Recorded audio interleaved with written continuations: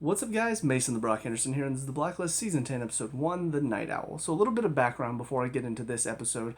I actually did go back and start rewatching this series from the beginning after I finished the Season 9 reviews. Partially because I wanted to see if I could remember some of these characters and some of these blacklisters, since it seems like we're going to be going back in time a little bit. And I kind of had the idea after Marvin Gerard was talking to Wu Jing, and of course in my mind I'm going, who's that? And then I start rewatching, I'm like, oh, episode 3, hello Wu Jing.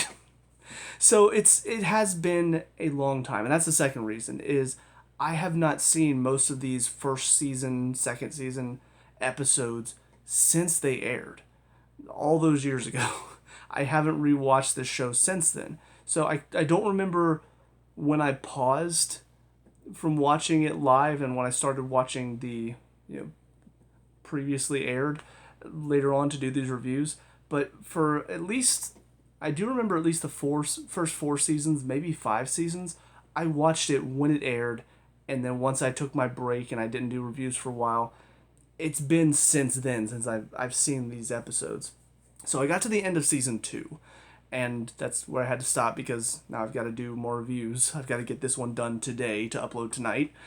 But seeing those first 2 seasons, though, it was interesting.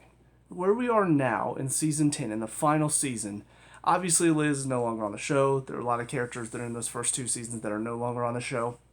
Obviously, there's a lot of change in that sense. But just looking at the writing as well, I remember the writing being, I guess, a lot more clever in those first 2 seasons. And to some extent, it is. There's a lot of setup, there's a lot of good narrative writing. But when it comes to characters, I do feel like a couple of the characters they dropped the ball on. And I think the biggest one after watching those first 2 seasons is Liz. I don't think I noticed it at first because her relationship with Reddington and with Tom and the task force and all of that, I feel like they did a good job in the first couple of seasons.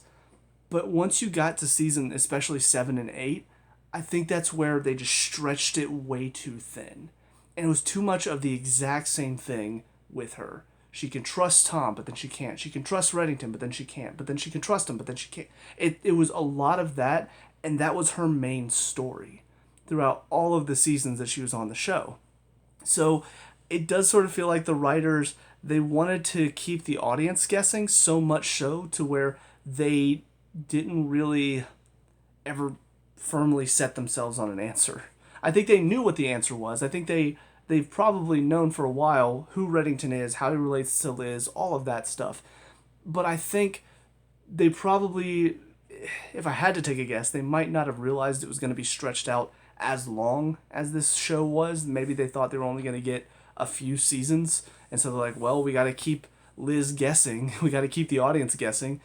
But the problem is I don't think you gave Liz enough to work with outside of that main line of questioning. That main line of who is she related to Reddington?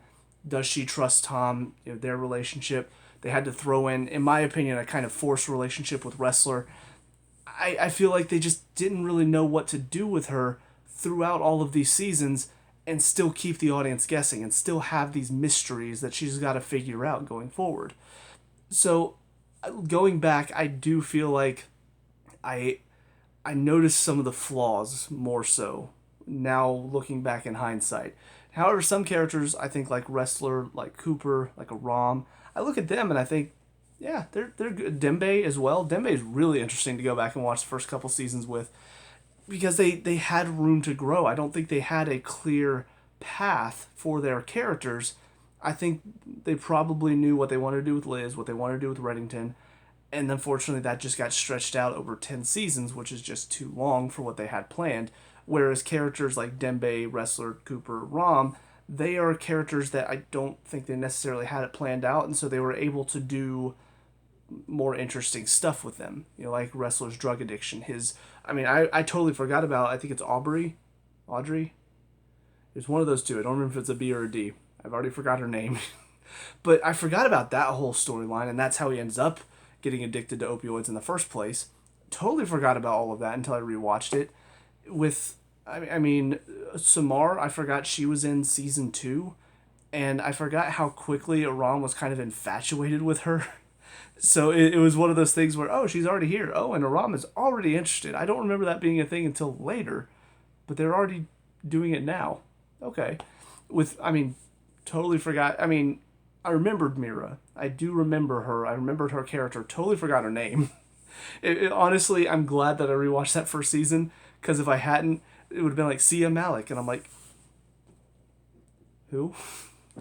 But because I've rewatched the first season more recently, she said Malik. I'm like, wait, any relation to Amira Malik? You are also British, so there's a chance, and it seems you're also CIA. That can't be a coincidence, right? So it was very interesting though to go back, and I probably will continue to rewatch after I finish season 10, and I might do kind of one final wrap up video after I finish my reviews, after I finish my rewatch, just to give my overall thoughts on the series as a whole, because there's quite a bit of stuff that I'm watching it again. I'm thinking, I remember the general gist of these seasons. I totally forgot some of these more specifics. Tom totally forgot that we were hinted that he might be a spy in the first episode. I thought that was a later thing. So clearly it's been a long time, but I'm having a lot of fun looking back through it. And there's still a lot that I feel like the writers did well. Again, I think the narrative that they've woven together throughout all these seasons, it was very good. It's just unfortunately some of the character relations, I don't think they planned for it to go as long as it did.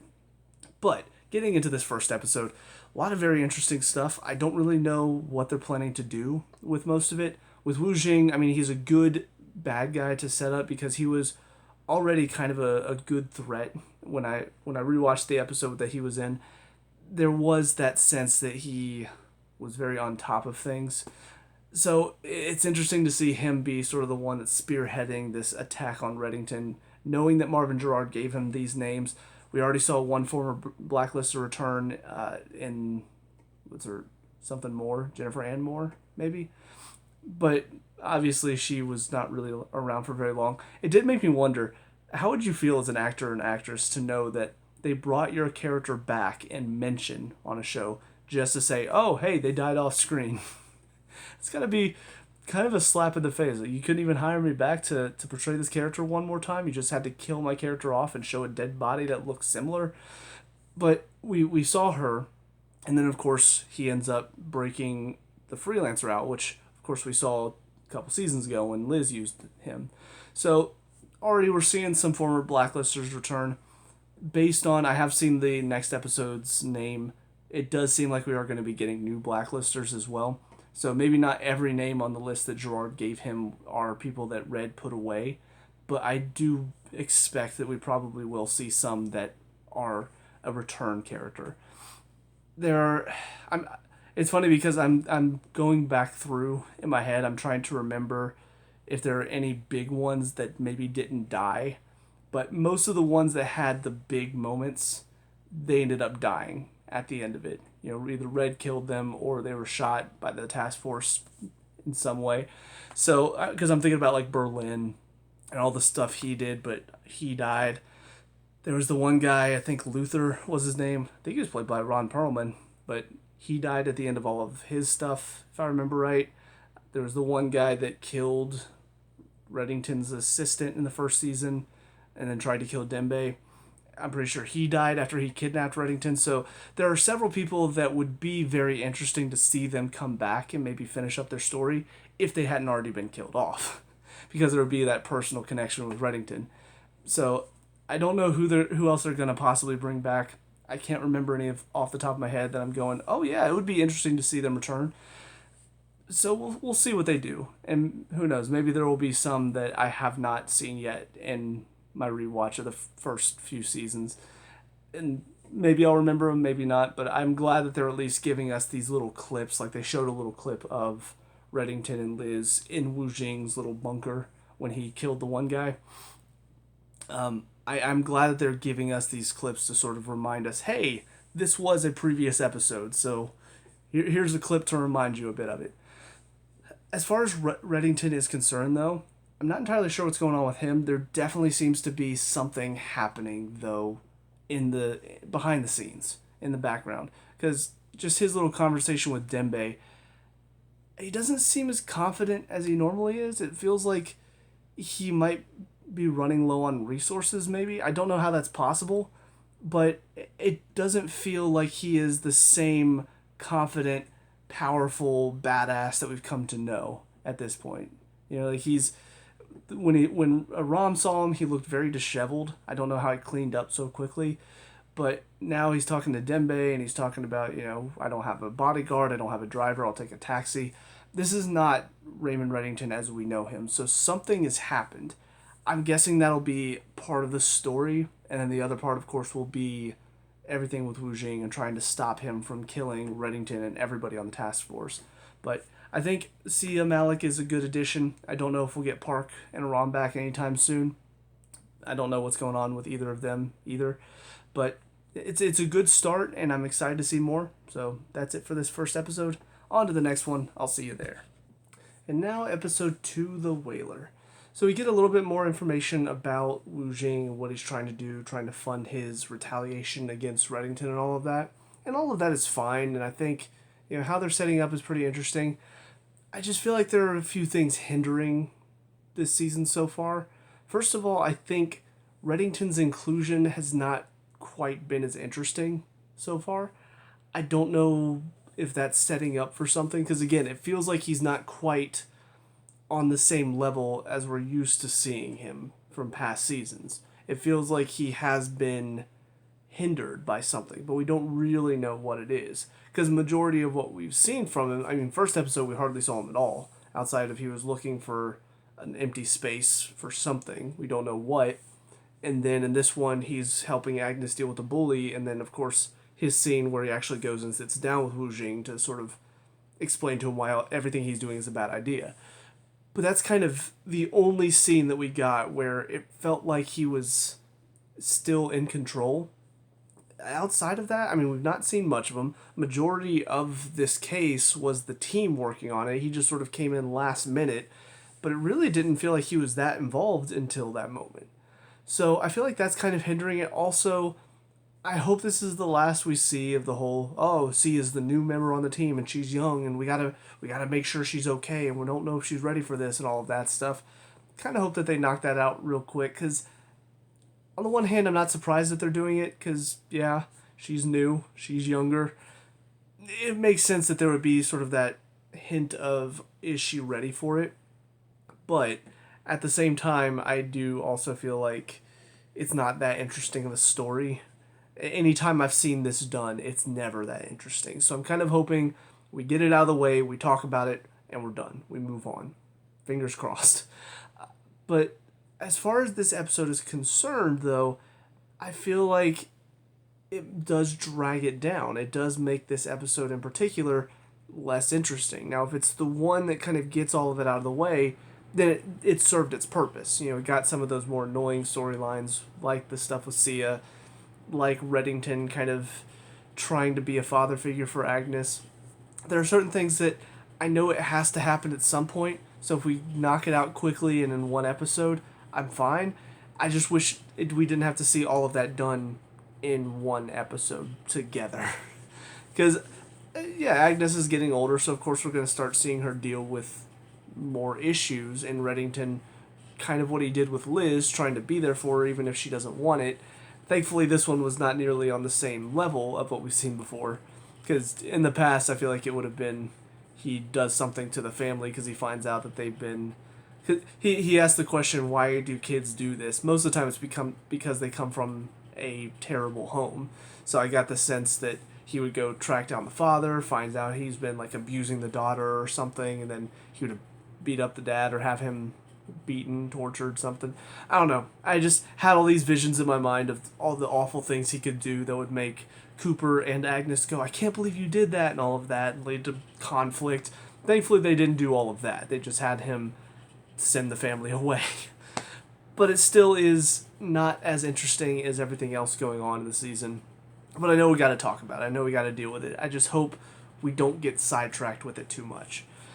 That's kind of my issue with this episode overall, is it feels like it's more of a sidetracking episode We do see steps taken forward with Wu Jing's situation. We see what he's trying to do. But on the whole of it, it doesn't feel like we really took that many steps forward. It's a, hey, Sia needs to prove herself. And also, let's look and see how Agnes is doing at school. And that's just not quite on the same level. So, a little bit of a downturn this episode. All in all, though, it wasn't terrible. It's just not what I want to see out of the show. So hopefully, moving on to the next one. Again, we've gotten some of this stuff out of the way. Let's focus on the more interesting and exciting stuff. So we'll see what happens next. But that's it for this one. On to the final of these 3 episodes. I'll see you there. And finally, episode 3, The Four Guns. So this one was definitely a lot more interesting, thankfully, than the last episode. And I really like how they set a lot of this up. First of all, it's really funny to see Gutterson from Justified popping up in this show. I really hope if they do another season of like a Justified sequel series, I hope that he shows up because he was one of my favorite characters in Justified. But yeah, it was really funny to see him in this role where he still has a similar personality, but definitely a lot more goofy. He was very, very dry and Justified.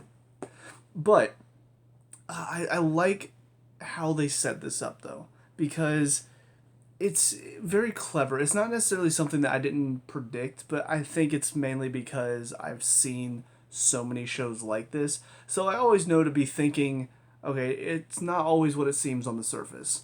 And because they kept questioning why would he go after Panabaker, why would he attack her, in my mind, that to me made me go, probably not going after her then, right? My first thought was he was going after the guy that he shot originally, but he still clearly was going to Panabaker's speeches and all of this stuff. So I'm like, okay, so maybe it has to do with these Secret Service guys. Now, of course, I didn't know the whole picture. I didn't realize that this guy, he was going specifically after this one Secret Service agent. But I kind of predicted that this is where it was going to go, that it was going to travel down this path of it's not actually Panabaker he's going after. He actually is. I didn't know for sure that he was going to protect her, but in my mind, that's kind of more so what I was thinking was. I think the first and main theory that I had through most of this episode was that he was trying to prove that the Secret Service could not do their job effectively to protect her because he wanted to protect her instead. So kind of showing flaws in the system to, I guess, help with that. But no, the real reason, a lot more convoluted. This one guy taping her thing and all of that.